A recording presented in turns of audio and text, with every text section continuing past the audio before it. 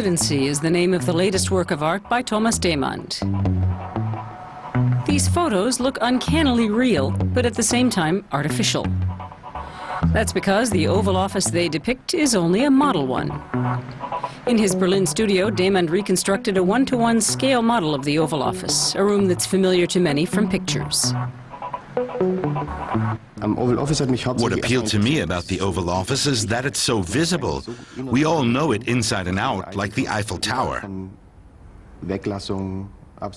Anything omitted, altered, or moved would be immediately apparent because we all know the room's furniture and inhabitants so well.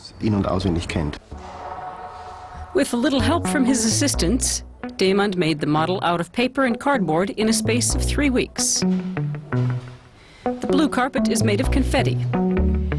The eagle out of chocolate bar wrapping. Demand used a centuries-old Italian cardboard folding technique to achieve the perfect drape of the curtain, using this angel as a reference.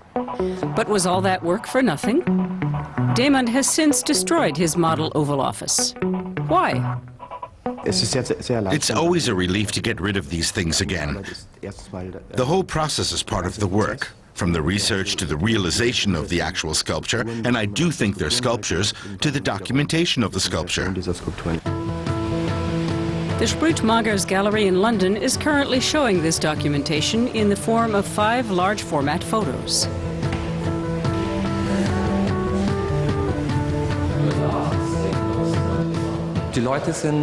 People are very enthusiastic.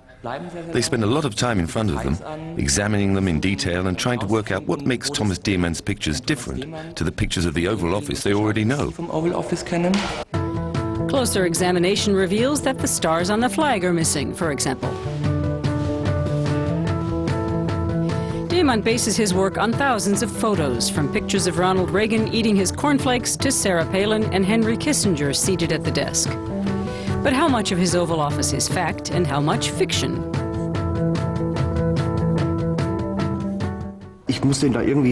I set out to find a happy medium between the myth of this room and the reality of it.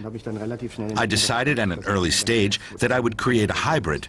I'd use Bush's curtain, Reagan's floor, and the carpet from the West Wing. I wanted to show the Oval Office as we imagine it, as we remember it. Damand's interest has always been in the way people imagine things, like the abandoned kitchen in the hideout of former Iraqi dictator Saddam Hussein, or the archives of controversial filmmaker Leni Riefenstahl.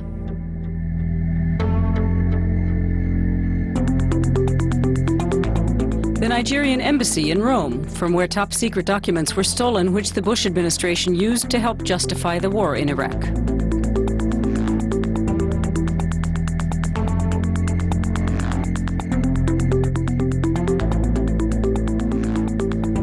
Demand has exhibited all over the world. In 2005, the New York Museum of Modern Art hosted a solo exhibition of his work. Thomas Demand doesn't depict the world, he depicts depictions of the world, which is a very exciting and subtle difference, and that's what makes him relevant. In January, Barack Obama will be sworn in as new President of the United States. It remains to be seen whether his Oval Office will look like the one designed by Thomas Demand.